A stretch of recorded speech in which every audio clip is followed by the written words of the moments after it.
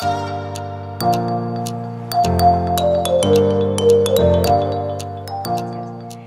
ahora voy a presentar a Santi Mayorga, que creo que todos los conocen. Él es enólogo de bodega Nieto Cenetire y Cardus Wine. Él es encargado de la alta gama de ambas bodegas. Es el único enólogo o personalidad argentina que obtuvo el reconocimiento de Future 50, un premio a las 50 personalidades más influyentes del mundo del vino y de las bebidas espirituosas. Él es egresado de la Universidad Nacional de Cuyo en Ingeniería Agronómica y realizó un posgrado de estudio en gestión de calidad de la vid. En 2016 fue reconocido por la revista Wine Enthusiast como uno de los enólogos de New Generation que está marcando el rumbo de la industria del vino de Argentina, y en 2017 fue elegido como Young Winemaker of the Year por Tim Atkin en su reporte anual, y como parte de los 10 Winemakers to Watch en la edición de South American de la revista Decanter en octubre del 2018. Así que Santi, cuando quieras puedas empezar, es todo tuyo.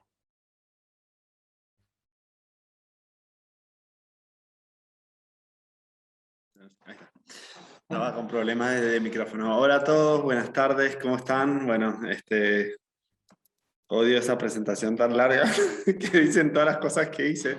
Me da vergüenza, así que me pongo, si estoy rojo es por eso. Pero nada, un placer. La verdad que cuando me invitaron los chicos a participar de esta cata, me pareció súper interesante. Creo que la verdad que la virtualidad tiene una cosa buena y una mala. La mala es que no nos podemos ver y uno por ahí no puede compartir cara a cara o frente a frente una copa de vino, pero muchas veces llegas a un montón de lugares que en la forma presencial no llegas, así que de alguna manera lo agradezco a esto. Y bueno, hoy vamos a probar un vino, tenemos armada una presentación. Si les parece, la idea sería vayan abriendo el vino, vayan probándolo, mientras tanto yo sobre la presentación les voy contando y ahí vamos después intercambiando un poquito de cosas.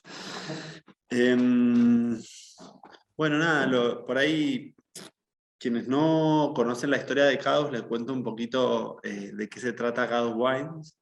Cadus era la bodega de alta gama, no la bodega, sino una marca de alta gama de Nieto Cenetiner hasta el año 2015. Y contábamos en ese momento con solamente 4 etiquetas. Eran 3 single vineyard y un blend de alturas, se llamaba en ese momento.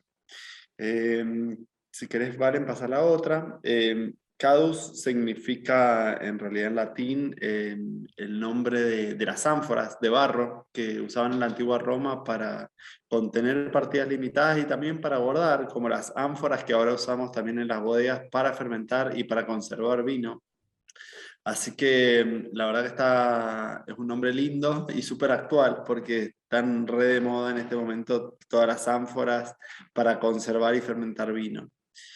Pero bueno, yo ingresé al grupo, digamos, Molino Río de la Plata en el año 2013. Yo trabajé 10 años en la bodega Mendel como enólogo, ingeniero agrónomo y bueno, en las bodegas chicas uno hace de todo un poco.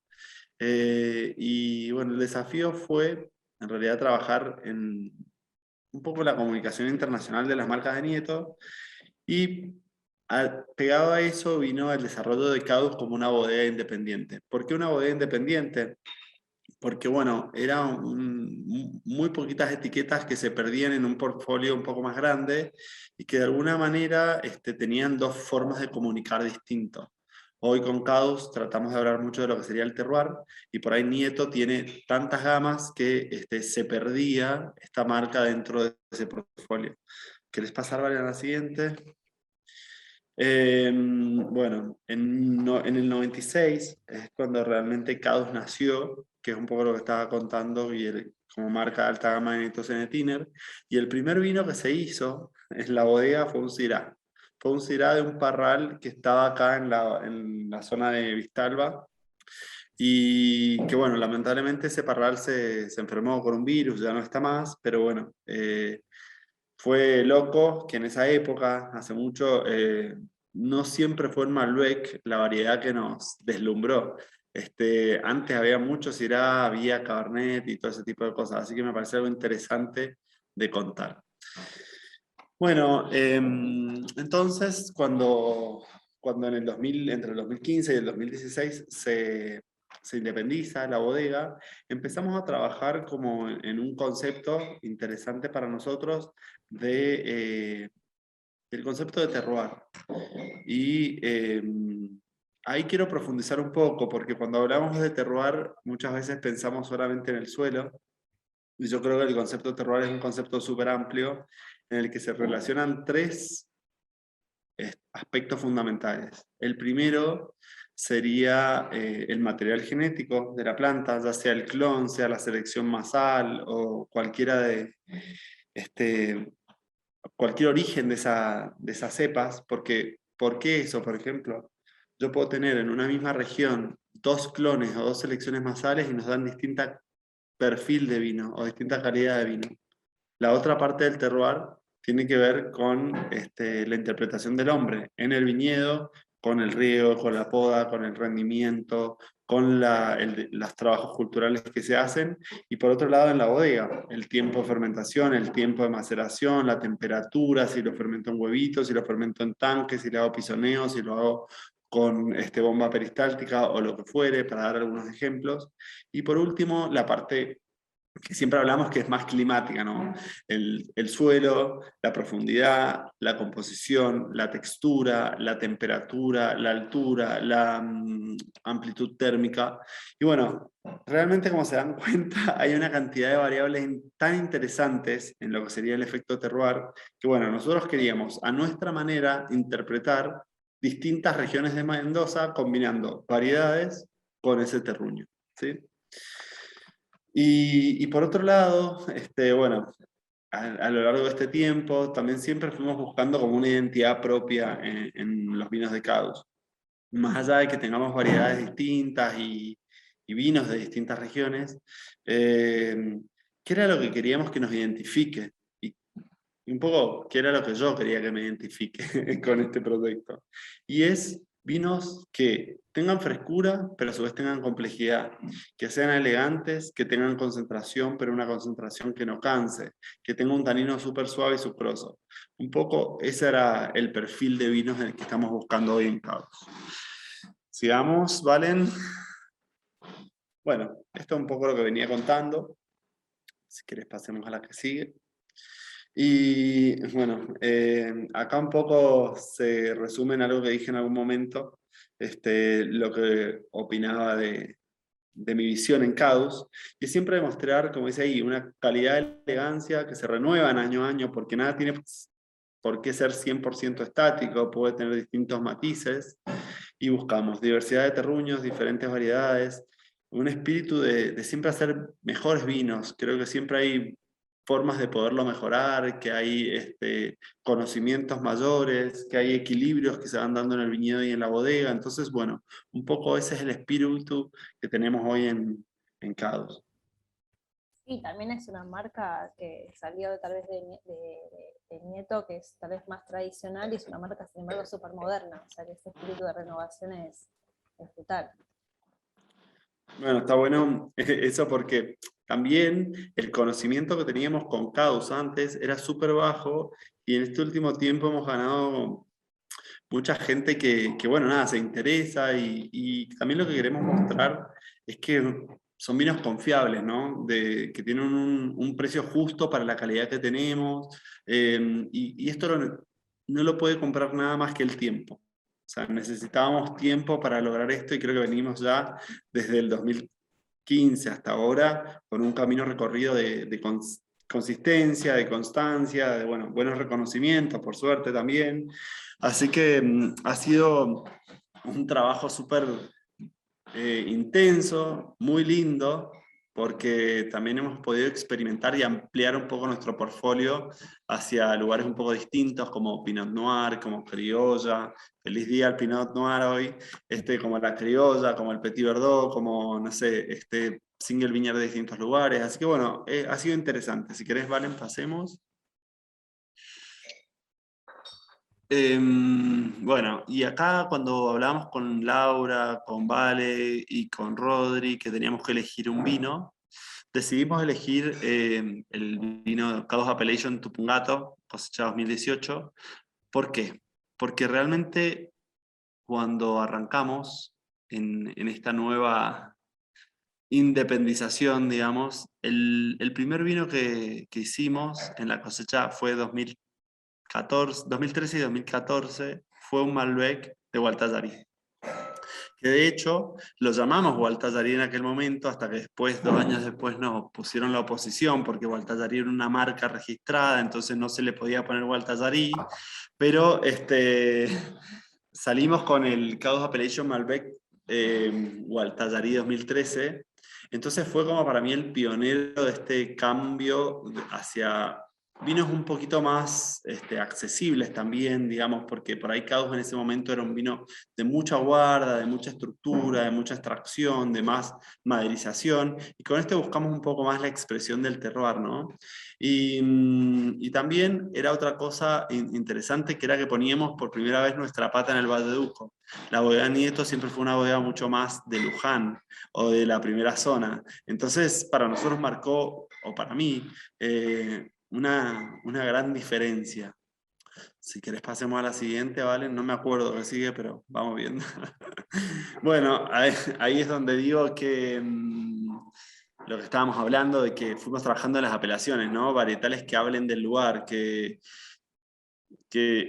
nada, que a nuestra manera de ver, con nuestro concepto de terroir, porque como digo, el ser humano tiene mucho que ver en esta expresión, fuimos a Tupungato, a Los Chacalles, a Vistaflores, y la idea fue hablábamos mucho de un trabajo poco intervencionista, que yo no sé si estoy de acuerdo o no, es como que sí y no. ¿Por qué? Porque intervenimos un montón en el vino, porque vamos al viñedo, vemos cuánto se riega, cuánto no se riega, cuándo vamos a cosechar, si hacemos una poda así o asá. Luego en el viñedo, en la bodega, vemos que sea levadura autóctona o levadura seleccionada, la temperatura de fermentación, con lo cual hay intervención, pero lo que yo quiero por ahí transmitir con este concepto de poca intervención es que tratamos de mantener lo que nos produce la tierra, o sea, el perfil característico de ese vino, sin de alguna manera taparlo o con madera, o con, no sé, muchísima extracción, o con cosecha extremadamente tardía o muy temprana, que no represente el potencial de esa zona. Bueno, después, si ¿Y no me por qué? entendieron perdón. No, perdón, Santi, pero ¿por qué pusieron la pata en Gualtallarí? Primero y no en Los Chacalles, ¿por qué no en tal vez otra zona? Bueno, antes de eso, se entendió lo que quise decir de la intervención en el vino, ¿no? Más o menos, ¿vale? Sí, sí, perfecto, sí, sí, sí. O sea, Bueno, la no intervención requiere mucho más trabajo que intervenir. claro, porque bueno, muchas veces últimamente se habla mucho de que no se interviene, y yo creo que se interviene un montón, pero de una manera distinta. ¿Y por qué elegimos Gualtallarí? Bueno, en realidad, porque te voy a ser sincero, en el 2013 fue mi primer cosecha medio a medias, porque yo estaba en Mendel y empecé de acá en abril. Entonces, el primer viñedo que fui a recorrer de la empresa fue ese, fue el viñedo de Gualtallarí, que está a 1300, entre 1300 y 1400. Entonces como que me enamoré un poco de ese lugar y de ese viñedo. Yo no había elaborado todavía nunca un vino de Gualtallarí. Me encantó el equilibrio que tenía, no así algunos otros, como por ejemplo el de los Chacalles. Me parecía a mí que todavía le faltaba equilibrio a esa uva para lograr un vino que expresara el lugar. Entonces, por eso fue que, viste, donde uno pone el ojo, pone la bala, fue así, y realmente cuando esa uva vino a la bodega, tenía una característica que era diferencial, que hablaba mucho de lo que yo había encontrado en ese lugar, de que hablaba mucho de un Malbec distinto a los de Luján, y aparte con mucha intensidad, muy rico, muy puro, muy sano, muy sabroso. Entonces, bueno, dije, la verdad que si vamos a arrancar con una apelación, arranquemos con este, que creo que es un vino que está muy bien. Está muy bien desde lo técnico, está muy bien desde lo emocional y está muy bien desde muchos lugares para poder, digamos, lanzar una etiqueta nueva. Así que bueno, eso un poco fue la razón. Acá en el mapita van a ver dónde está Gualtatarí, dónde está la finca que se llama Cóndor, nuestros viñedos que están en la zona de Agrelo, que es donde está la finca Las Torcasas del Single Vineyard. En los árboles tenemos una finca muy alta donde obtenemos el Pinot Noir. En los Chacalles tenemos una finca donde tenemos Petit Verdot, el Malbec Single Viñar Viña Vida, una apelación de los Chacalles, pero ese nos tomó tiempo también equilibrar el viñedo. En Vistaflores tenemos la criolla, y en el límite entre Vistaflores y los Chacalles tenemos el Chardonnay. Y bueno, estamos incursionando un poquito en la consulta, todavía no tenemos ningún vino, digamos, 100% de la consulta, pero la idea es explorar todos estos terruños. Hoy tenemos 9 etiquetas y nuestra idea es no pasar las 10. Bueno, a lo sumo algún in and out, pero la idea es estar siempre en un portfolio acotado, muy focalizado en nuestros vinos. Te hago una pregunta, Santi, cuando hablas de equilibrar el viñedo, ¿no? O sea, ¿qué significa para vos y qué cambios hiciste, no sé, en manejo de canopia, riego, o qué hiciste vos para que el viñedo para vos esté equilibrado y pueda representar los vinos que querés elaborar? Buenísimo. Buenísima la pregunta. Bueno, primero y principal somos todo un equipo, digamos, hay un equipo de agrónomos que nos acompaña, o sea, uno por ahí lidera algunos proyectos, pero tenemos un montón de gente que trabaja para ello. El equilibrio, bueno, la buena suerte que yo tengo es que soy ingeniero agrónomo y mi papá es un ingeniero agrónomo de toda la vida, así que medio que me he caminado algunos viñedos y he pateado algunos cascotes, como dicen.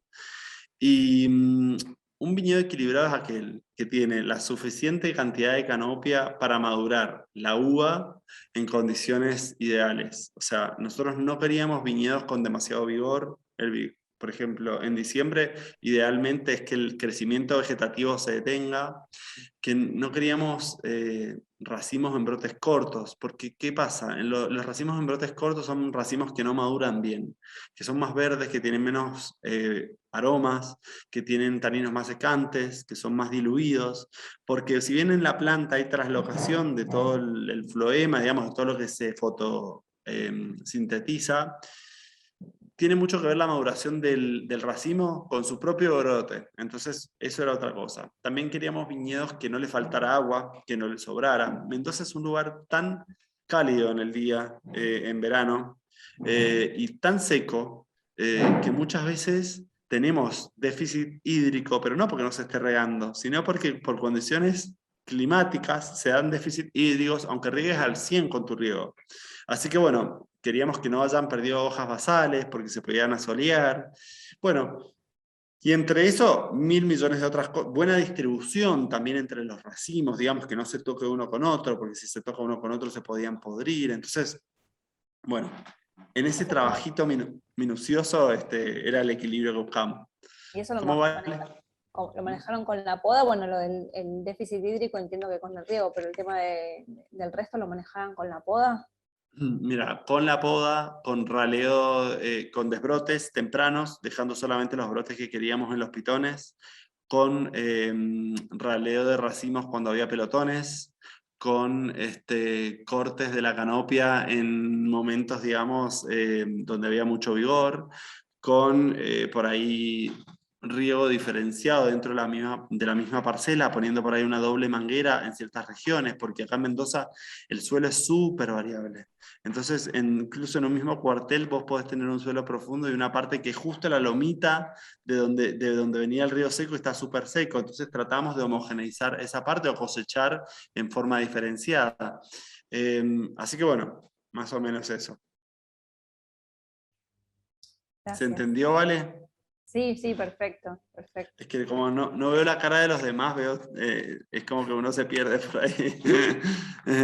Bueno, sigamos, Valen, con la foto, con la presentación. Bueno, esa es nuestra finca de Cóndor, que está en... Santi, te silenciaste, ¿eh? Estás muteado. No sé, Rodri, si lo podés desmutear.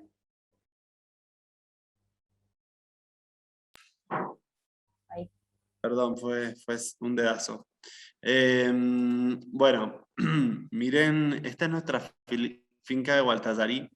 Fíjense cómo está la canopia, digamos. Tiene un muy buen equilibrio, los brotes llegan al alambre de arriba, pueden ver también las piedras con algo de calcario ahí. Este, súper parejo y homogéneo el cuartel. Si bien es como una cerrellada porque hay una loma, esta parte de Gualtallarí, porque Gualtallarí es enorme, es una zona que tiene algo de arena, algo de limo y algo de piedra pequeña con calcario. Hay otras zonas de Gualtallarí que son pura arena y hay otras zonas que son pura piedra.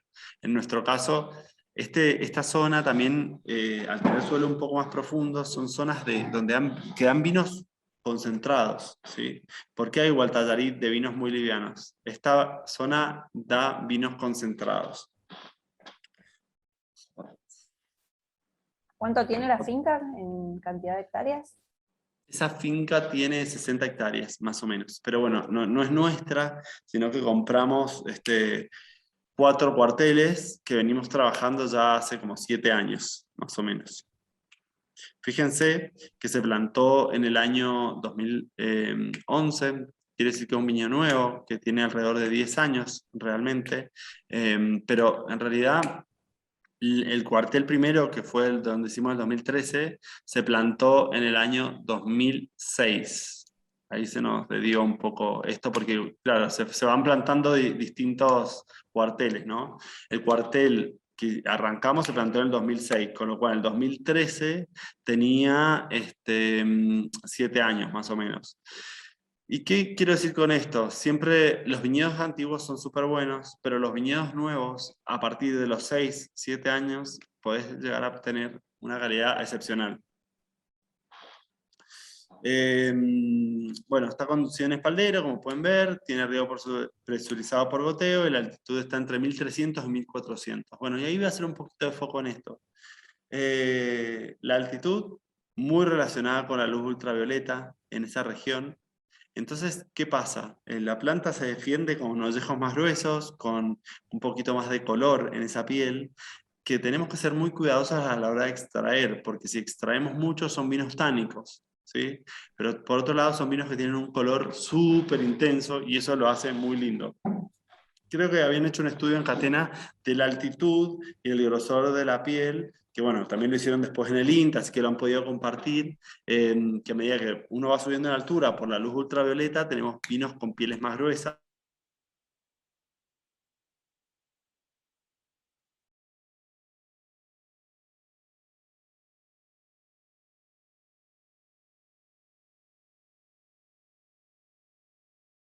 Tenemos mayor amplitud térmica. Al tener mayor amplitud térmica, en general son vinos con mayor acidez natural, son vinos más aromáticos, son vinos con un poco más de color.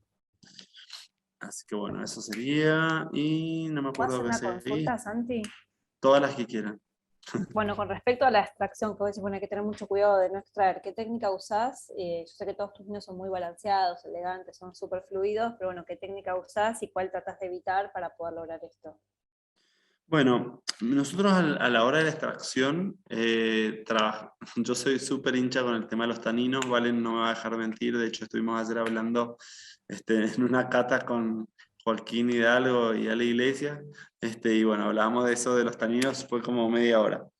Pero para mí hay que ser muy cuidadoso con los taninos, porque a mí no me gustan los vinos agresivos. Entonces, primero y principal, buscar bien la fecha de cosecha. Los vinos verdes o los vinos sobremaduros tienden a ser secantes.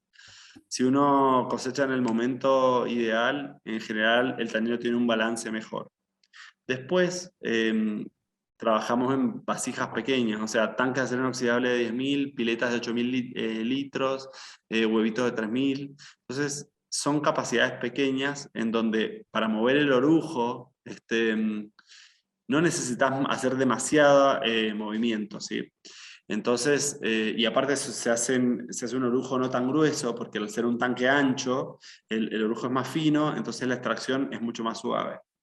Por otro lado, usamos pisoneo manual en este vino. El pisoneo manual es como de alguna manera un disco de acero inoxidable que empuja ese orujo y hace una infusión, ¿no? No rompe ese orujo, no genera borra, porque si uno rompiera el orujo, generara borra, en este caso lo que pasaría es, si querés ya acercamos de la presentación, ¿vale? Ya se terminó ahí. Y si se genera borra, se genera muchísimo más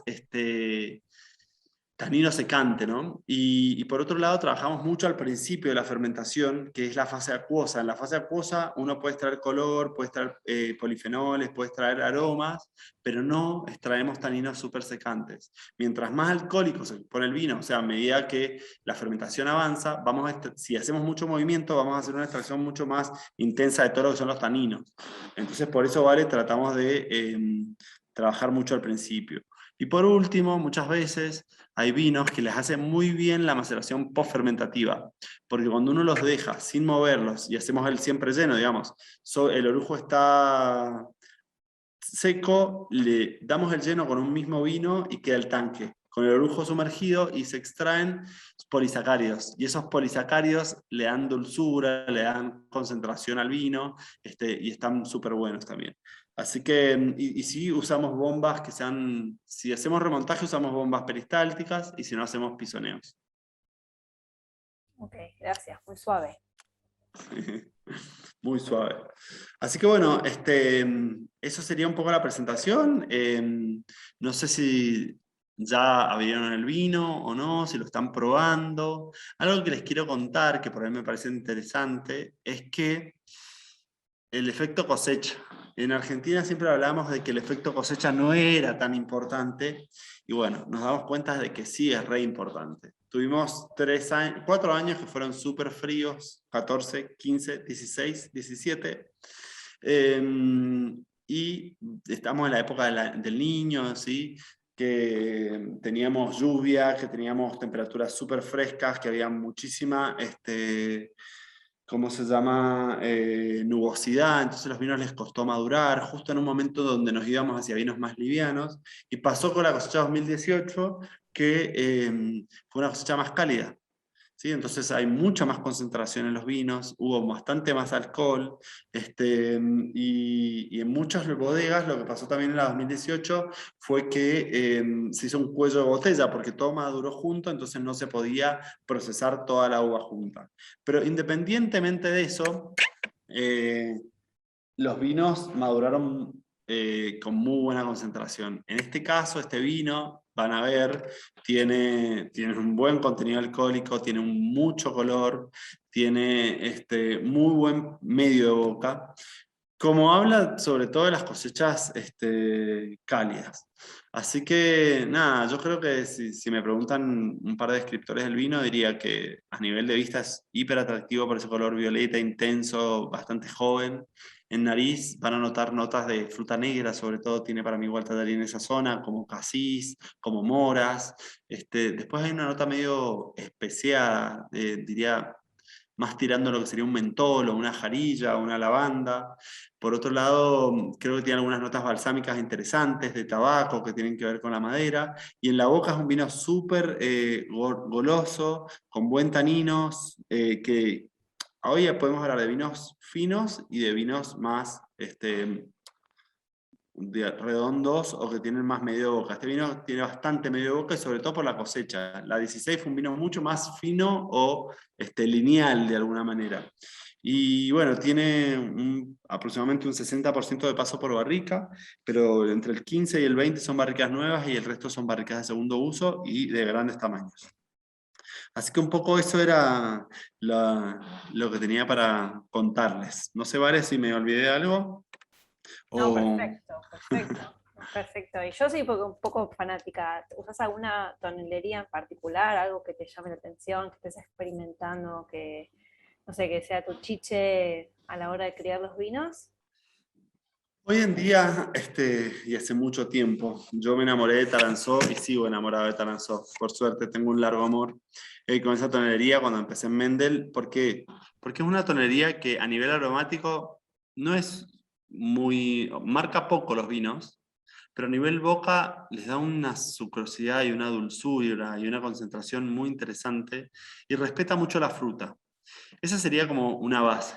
Pero después hay otras miles de tonelerías que ensayamos todo el tiempo y que nos gustan. Entre ellas, por ejemplo, Sylvain, Boots, Barons, François Frères, Mercury. Estamos analizando una que se llama San Martín, que es una muy chiquitita. Dami, bueno, hay un montón de tonelerías y vamos descartando, digamos, algunas otras que ya no usamos más, que no nos gustaron porque o marcaban mucho el vino, o porque el tanino de la madera era muy secante, o ese tipo de cosas. Pero igual, ahora justo vengo de hacer esto que estaba haciendo ahora, son todos single vineyards, 2019, que ya llevan sus 2 años en la barrica, y bueno, justamente sacamos por lotes, ¿no? Eso yo, tenemos un lote de Malbec de Viña Vida, que está en barricas Taranzó de un uso, de segundo uso, de tercer uso, en Sylvain de un uso y de cuarto, no sé. Entonces vamos probando todo eso y eligiendo, y entonces digo, bueno, estas van para acá, estas van para acá, y después lo hacemos, lo dejamos una semana, lo volvemos a probar. Bueno, lo mismo hacemos en el Tupungato, en realidad es cuando tenemos una componente en tanque y un componente en barricas y vamos eligiendo las barricas que respeten la tipicidad de ese vino año a año. Complejo, ¿eh? Muy complejo. Es complejo. Bueno, no sé si querés que abramos, no sé si alguien quiere hacer una pregunta. Yo voy a cambiar la galería. Recuerden que pueden levantar la manito, les muestro nuevamente, por si quieren hacer una pregunta a Santi directamente. Sí, estaría bueno poder que nos compartan o algunos su opinión, cómo encontró el vino, o que, si quieren saber cualquier cosa del vino o de la bodega o de lo que fuere. Acá tengo una pregunta que no sé si te la van a hacer, pero bueno, te lo hago, está muy interesante, que pregunta, cuando sacan un vino con apelación determinada, ¿no? Con apelación X, Sí. ¿tienen contacto o charla con otras bodegas de la zona para que el estilo de esa apelación tenga uniformidad? Esto no se tiene en cuenta, o es más la marca de la casa. En realidad, no es que tenemos una charla con las otras bodegas de la región, porque tiene mucho que ver lo que decía. O sea, hoy cuando vos vas a Huertatarí, creo que compras 15 rótulos y te encontrás vinos distintos en todas las bodegas. Y eso tiene que ver mucho con la interpretación personal. Pero sí hay como un hilo conductor en el fondo, ¿no? Hay bodegas que son como más livianas y de vinos más ligeros, hay bodegas que son mucho más tradicionales y de vinos más cosechados más tarde. Para mí, hoy no hay ningún consejo regulatorio que marque eso, pero estamos tratando entre los técnicos muy, digamos, informal, tratar de mostrar los lugares desde un lugar un poco más, ¿cómo explicarles? Acordado. Sí, eso pasa en lo que sería el Malbec, en la denominación de origen controlado del DOC, que ahí sí hay un consejo de especialistas que ve los viñedos, que prueba los vinos y que de alguna manera se busca la representación de esa región en particular, ¿no? Pero también esa pregunta que nos hacen está bueno para abrir el debate y decir, creo que incluso las apelaciones tienen distintas maneras de abordarlas, distintos estilos que podemos encontrar. Entonces, es infinito este camino, ¿no? Está bueno eso. Sí, también está bueno que cada productor tenga su sello dentro de una zona a través de un marco más grande. Bueno, es mi opinión. Bueno, lo mismo pasa de alguna manera vale en Europa. Si vos vas a una apelación controlada en Europa, de acuerdo a la marca de la bodega, si bien manejan ciertas cosas que son, digamos, obligatorias o mandatorias, tienen estilos distintos. Y, o sea, y los vinos tienen diferencias. Totalmente. Rioja Nuevo versus Rioja Viejo no tiene nada que ver y son Rioja igual. ¿Sí? Mm. Perdón, acá me preguntan si podés volver a explicar lo de la maceración post-fermentativa. ¿Por qué se Bueno, da esa sucrosidad? la maceración post-fermentativa en realidad es un tiempo desde cuando se terminó de fermentar, los orujos muchas veces ya no entregan más color, pero sí tienen todavía en su composición polisacáridos. Los polisacáridos son compuestos de cadena grande que dan en general sucrosidad al vino. Y esos son como los más lentos para extraer. De hecho, cuando la madera también tiene polisacáridos, y si uno pone madera de barrica, al principio, en los primeros 3 meses, uno siente el aroma, pero realmente necesita 12 meses para que la madera se integre con el vino. Y eso tiene que ver con la extracción de los polisacáridos de la madera. En nuestro caso, esa maceración post-fermentativa, vos la podrías hacer cuando está terminado de fermentar el tanque, el sombrero queda, digamos, de alguna manera expuesto al aire. Entonces, en nuestro caso, lo que hacemos cuando vamos a hacer una maceración larga, cuando termina de fermentar, lo llenamos al tanque hasta arriba o a la pileta hasta arriba, y de esa manera no ingresa oxígeno y podemos extraer tranquilos del sombrero sin que se nos acetifique, sin que tenga aromas, digamos, a evolución o a etanal o a ese tipo de cosas. No sé si se entendió ahora. Sí, no sé quién hizo la pregunta, si quiere algún... ¿No? Y después, un comentario, no sé si lo quieren hacer en persona, ya que lo tienen a Santi. Hola Santiago, gracias por la presentación. Noté que a diferencia de otro año, este 2018, eh, mucho más intenso, tanto aromáticamente como en boca. Qué bueno, porque tiene que ver justamente con la cosecha, lo que yo decía, ¿no? Esa cosecha mucho más madura. El 2000 también fuimos trabajando un montón en el viñedo, ¿no? Para hacer lo que yo te decía más temprano de equilibrarlo.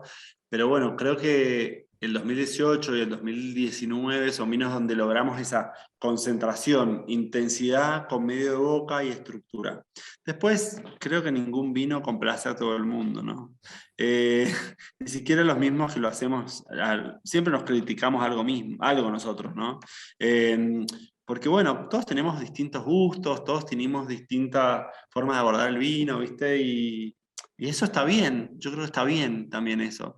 Pero lo importante de un vino, yo creo que cuando uno lo va a evaluar, es saber que sea un vino honesto, que exprese el lugar, que no tenga defectos, que lo puedas disfrutar, ¿no? Y después, todo es gusto personal.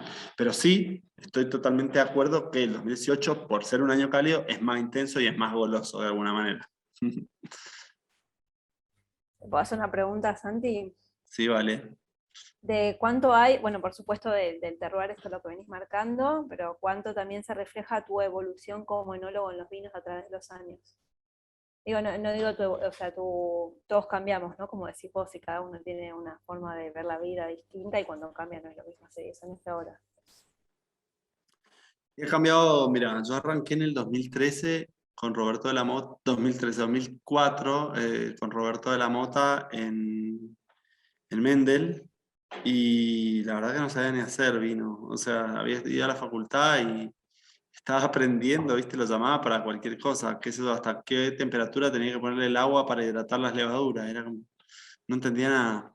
Y entonces uno empieza a aprender en este camino qué es lo importante, cuáles son las decisiones cruciales a la hora de hacer vino, ¿no? Y te das cuenta que hay varios puntos. Uno es el viñedo y la fecha de cosecha, el equilibrio del viñedo y la fecha de cosecha. Y después en la bodega, el orden, el manejo de los detalles, hacer el trabajo en el momento exacto, no hacerlo porque lo tengo que hacer, ¿no? Sino hacerlo en el momento exacto. Abrir, abrir nada, la cabeza y la vista a lo que tenés ahí, ¿no? Porque por ahí las personas nos acostumbramos a muchas cosas y somos metódicas, ¿no? En cambio yo, siempre que vengo a la bodega, estoy como tratando de escuchar y entender qué pasa en la bodega, ¿no? ¿Qué me están diciendo los vinos? ¿Qué estoy viendo? ¿Cómo está la temperatura? ¿Por qué no está así? ¿Por qué el año pasado estaba de otra manera? Entonces siempre voy con ese pensamiento a la hora de elaborarlos. Pero después a la hora de cortarlos y a la hora de embotellarlos, a mí me gustan los vinos frescos aromáticamente, que tengan fruta, que la madera esté integrada, que tengan equilibrio en el aroma y que la boca sean vinos con buena acidez, con taninos redondos, que te puedas tomar la botella fácilmente, ¿no? Es como que siento que el equilibrio para mí en el vino es la base para que el vino sea bueno.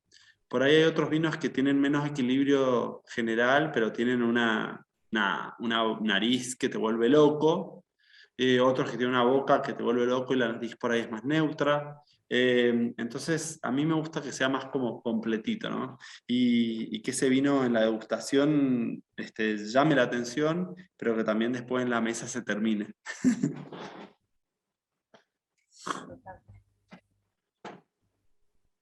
Bueno, no sé si quieren hacer una pregunta. Ahí tenés dos, Ahí Rodri. lo veo, a Roberto Colmenarejo, mirá, lo estoy viendo por acá. Hola Roberto. A los demás no he mirado todos los nombres, pero a él lo vi ahí. Lo conozco de Córdoba. ¿Se escucha o no? Porque medio que se me Sí, cortó un sí, sí, poco. perfecto. Ok. Perfecto. Rodri, tenés a Flavio y a Gabriel, que tienen la mano Ah, bueno. levantada. Sí.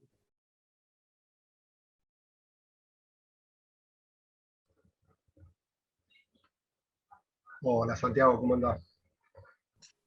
Hola Gabriel. Bueno, yo tuve el placer de conocerte cuando viajamos con la escuela, justo nos agarró soy generación del viaje 2020, así que no fue muy bueno el viaje, se nos cortó al tercer día, así que bueno, pero Ay, tuvimos la suerte de pasarlo con ustedes, la verdad, un día espectacular, un recibimiento ideal. Y ya en ese momento yo le había consultado, no me acuerdo el nombre en este momento, creo que un ingeniero agrónomo de Nieto, señor ya más grande que vos, y por el tema del agua, de los ujú, problemas del agua. Y viendo últimamente todo en los últimos años que esto como que va empeorando, ¿no? Viendo hoy mismo incendios forestales en Córdoba, eh, en el mundo. ¿Cómo están pensando a futuro el tema del agua, ¿no? De la faltante de nieve de este año y todos esos problemas que me imagino que los complica bastante. sí, bueno, me alegro que llegaste a conocernos en el 2020 acá en la bodega. Probablemente hablaste con Ricardo Carretero. En realidad, el tema bueno, el déficit hídrico es algo que poco podemos hacer nosotros, digamos, con la falta de agua en la cordillera.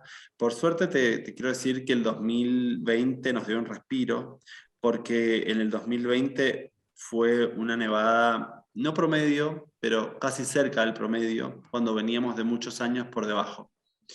Este año, bueno, es un año donde ha habido muy poca nieve, digamos, muy poca este, pluviometría en nieve, pero bueno, ahora todavía no está todo dicho, ayer, antes de ayer y todo este fin de semana va a nevar, así que esperamos que eso se pueda mejorar.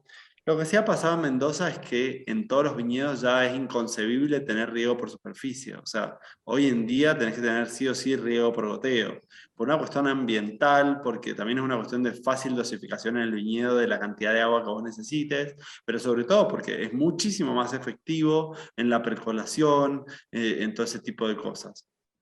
Así que bueno, el viñedo, nosotros en Mendoza tenemos una lluvia más o menos anual de 200 milímetros al año y el viñedo necesita para vivir 600 milímetros, con lo cual 400 milímetros hay que suplementárselos con agua. El tema es que muchas veces las lluvias no siempre vienen en el momento que uno las quiere, ¿no? Porque, bueno, por eso es que muchas veces necesitas suplementar hasta 500 milímetros con el riego. Por ahora, lo que ha pasado es básicamente cosechas más tempranas, cuando hay años cálidos o cuando hay años de menor rendimiento. Y eso es lo que nos estamos acomodando. ¿Qué va a seguir pasando? La verdad que ojalá que esto se acomode de alguna manera, pero bueno, por el momento, o sea, si bien estamos en crisis hídrica, eso quiere decir que no hay que derrochar, pero no es que no podemos regar. Y sí se ha, digamos, de alguna manera frenado la plantación de nuevos viñedos en zonas donde ya no tienen agua potable, no tienen pozo o no hay derecho de agua. Así que bueno, eso también está bueno porque de alguna manera limita un poco el crecimiento de los viñedos en zonas donde no hay agua. Eso. Yes. Gracias, De Santi. nada. Hola Santiago, buenas tardes, gracias por la charla. Te quería preguntar qué opinabas vos de los vinos biodinámicos y si están pensando en trabajar con vinos biodinámicos, de procesar vinos. Flavio, un gusto. Mira, Gracias. yo, ¿cómo explicarte?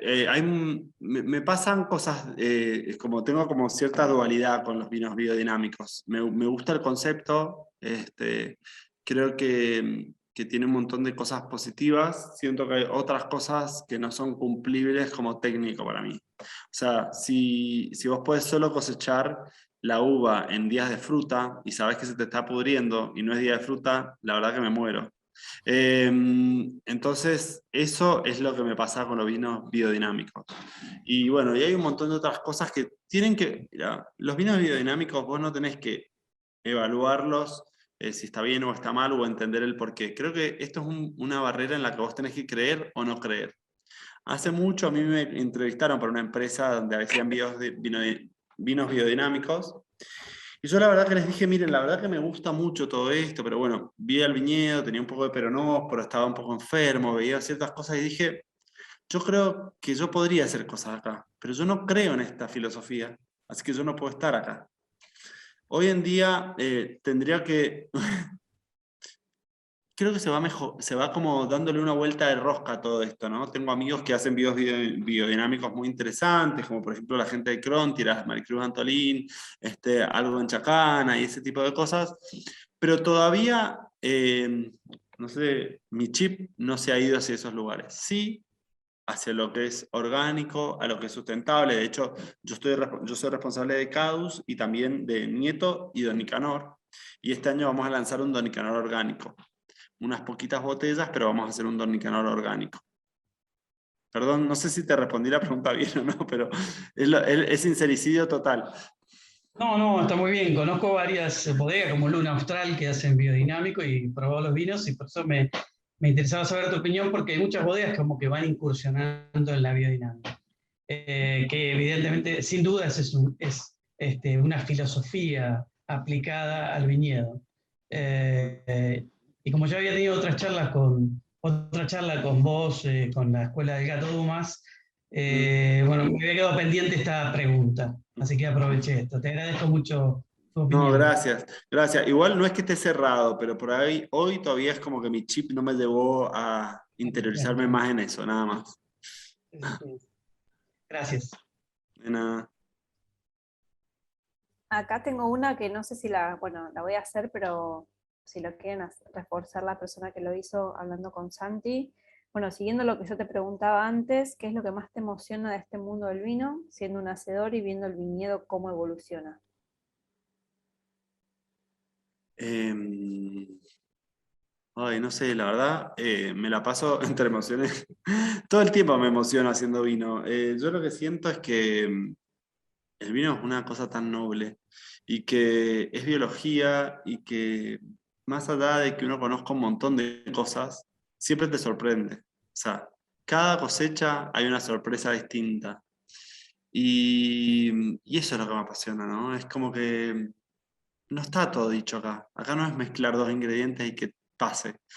Esto es como que, y cada día que aprendo más, siento que sé menos. O sea, porque, claro, sé de los viñedos que yo hago en las zonas que yo hago, pero hay un montón de otros lugares por explorar. Hablamos recién de las barricas, hablamos de nada. Ahora compramos una tinaja española de barro, tenemos los huevitos, tenemos esto. Entonces, como que siento que wow, esto no tiene límites. Y aparte, todas las maneras en el mundo del vino tiene mil formas de hacerse y ninguna está bien o está mal.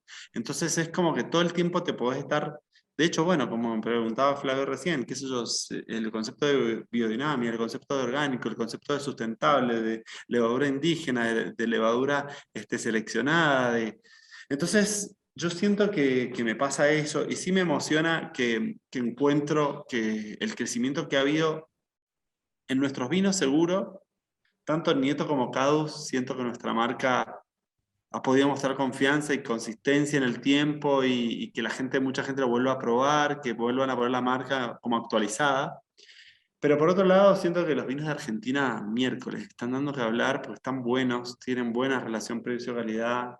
Y no solamente el Malbec, sino que los blancos, el Cabernet Franc, el Pinot Noir. Entonces, qué lindo. Eso me pasa. Es como que estamos como de alguna manera, desde 1900 cultivando viñedos o antes, y ahora me vuelvo a sentir que somos unos bebés, ¿no? Incursionando en la carrera, incursionando en esto, en aquel, en Uspallata, algunos otros, en nada, interminable.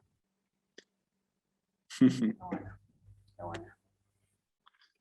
No sé si tiene alguna otra pregunta. ¿No? Bueno, Santi, bueno, quiero agradecerte a vos, a todo el equipo, a Valentina que está por ahí, tu tiempo, toda la logística de los vinos para que podamos probarlos en nuestras casas. Recuerdo nuevamente, por favor, si van a hacer posteos, no se olviden de robar a la asociación y la bodega Cadu Wines, que es muy importante para empujar la comunicación de la industria. Y nada, agradecerte muchísimo, Santi. Bueno, no, gracias a todos ustedes. Y bueno, espero que hayan disfrutado el vino y que no los haya mareado con tantos conceptos técnico-enológicos, porque a veces me da miedo que aburramos con todo esto, pero bueno, hoy daba para hablar más profundamente. No, perfecto, estuvo perfecto. Bueno, los dejo con Rodri, que va a tomar lista por el chat. Gracias. Gracias, Valen, gracias, Santi. Y gracias a todos.